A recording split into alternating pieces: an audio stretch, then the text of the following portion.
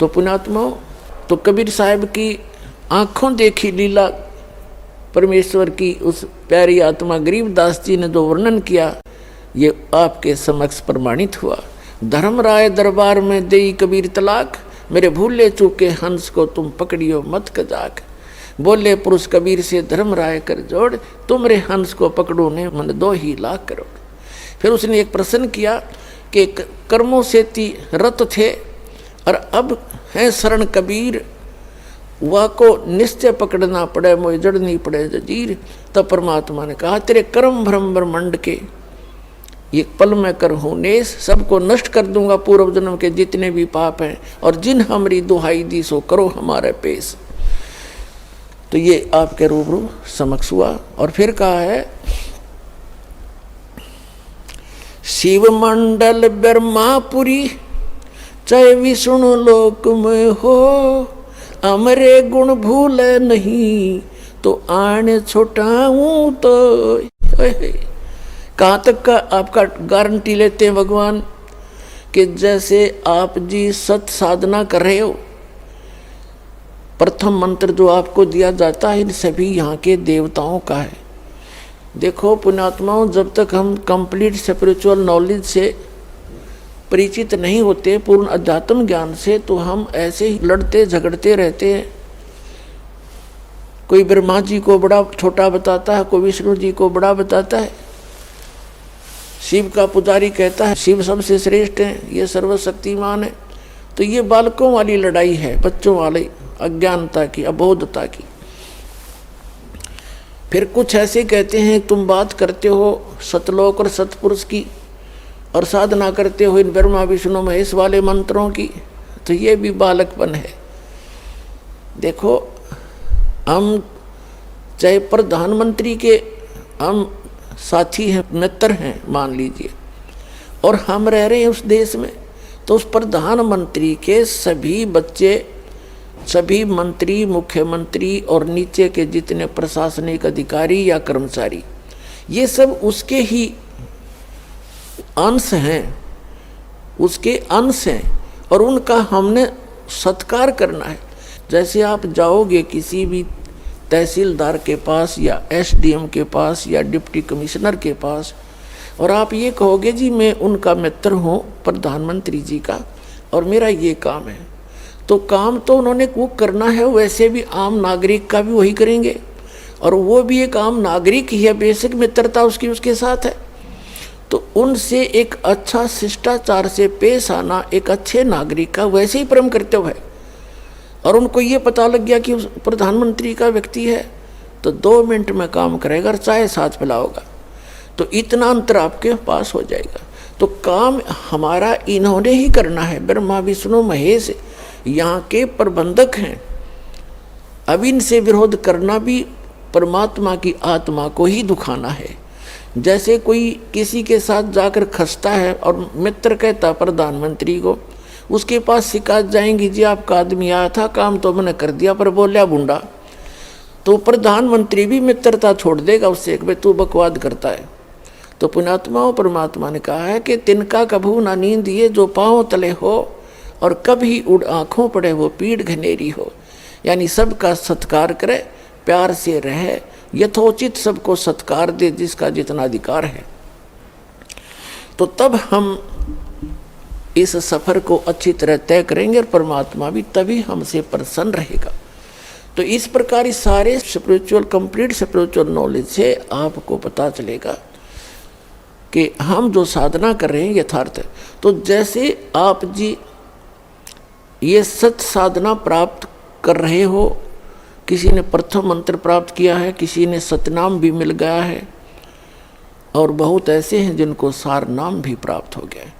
तो ये तो आपके पासपोर्ट हैं, आपको मिल गया, साधना करते रहो। लेकिन इसमें भी कोई त्रुटि, आपने मर्यादा भंग कर दी तो पार नहीं हो पाओगे। बेसिक सतनाम प्राप्त हो गया है। कबीर साहब कहते हैं कि पाकी खेती देखकर गर्भियो मत किसान, अब हूँ झोला बहुत है घर आले तब जाने। कहते हैं हे किसान, खेत में आपके खेती परिपक्व होगी है, और सुंदर अच्छे ढंग से परिपक्व हो चुकी है। अभिमान मत करना, अभी ना जाने आंधी तूफान वर्षा ओले बहुत से झंझट शेष हैं, कब गड़बड़ हो जा तेरे घर पर आ ले तब खुशी मनाना। तो परमात्मा कहते हैं, नानक साहब जी भी कहते हैं कि ना जाने काल की कर डारे, किस विध ढल जा पास आवे, और जिनाते सरते मौत खुड़क दी उन्होंने केड़ा हास आवे। तो यहाँ ना जाने कब और क्या गलती बन जावे, सावधानी बहुत बरतनी पड़ेगी।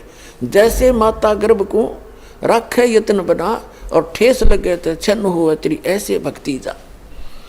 जैसे किसी बहन किसी माई को बेटी को गर्भ रहता है तो उसको ही पता है उस लाल को, उस गर्भ रूपी लाल को कैसे सुरक्षित रखना है। वो चलते समय भी बहुत ध्यान करती है कहीं ऊंचे नीचे पर पैर ना टिक जा और झटका लग के मेरा लाल खराब हो जा। बेटा हो चाहे बेटी, गर्भ में जो गर्भ है उसका मूल उद्देश्य उसको सफल बनाना होता है। रात्रि में सोते समय भी, करवट लेते समय भी वो एकदम चमक के उठती है, कहीं बालक पर दाब तो नहीं लग गई, दिक्कत तो नहीं आ जाएगी। तो इस प्रकार परमात्मा कहते हैं इस सतभक्ति रूपी लाल को, इस गर्भ को ऐसे संभाल के रखना जैसे माता गर्भ को रखे यत्न बनाए और ठेस लगे तो अक्सीन होए, तुम्हारी ऐसे भक्ति नसाए। तो आप जी ने ये सावधानी बरत ली है। अब चारों युगों में ये समय है कलयुग का, जिसमें मोक्ष मार्ग खुलता है और कंप्लीट स्पिरिचुअल नॉलेज बताया जाता है उस परमात्मा की आज्ञा से, और पूर्ण रूप से सारी विधि सुचारू रूप से आपको सब साधनाएं प्रदान की जाएंगी।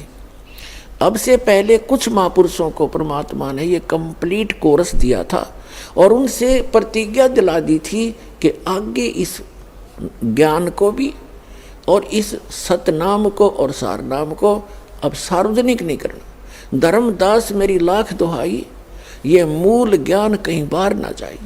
मूल ज्ञान बाहर जो पढ़ी या बिचली पीढ़ी हंस नहीं तरी, ये बिचली पीढ़ी आप हो। अब प्रथम चरण कलयुग का परमात्मा आए थे, सारा ज्ञान बता के सुरक्षित करके दे गए और गवाह बना के कि मैं कबीर इज गॉड, जो आपको अभी बताया था। आदरणीय धर्मदास साहिब जी, आदरणीय मलुकदास साहिब जी, आदरणीय नानक साहिब जी, आदरणीय दादू साहिब जी, आदरणीय गरीबदास साहिब जी गांव छुटानी जिला ददर हरियाणा वाले, आदरणीय घीसा दास साहिब जी गांव खेखड़ा जिला मेरठ उत्तर प्रदेश वाले, ये गवाह बना के परमात्मा इनको कि आने वाले समय में मेरे बच्चों को मेरा परिचय करावेंगे।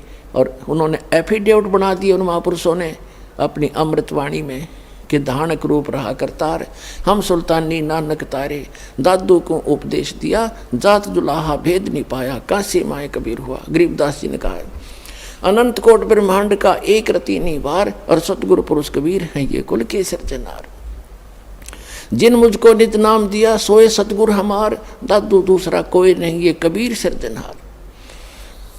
तो ये गवाही देकर चले गए वो महापुरुष कि काशी वाला धानक जिसको तुम जुलाहा कह करके, ये कवि कह करके उसकी फाइल को बंद करके बैठे हो, बच्चों फिर खोलो इसको, ये तो लाल है, तुम कौड़ी समझ बैठे और कौड़ियों को तुमने लाल मान रखा है, अब इस लाल को ग्रहण करो।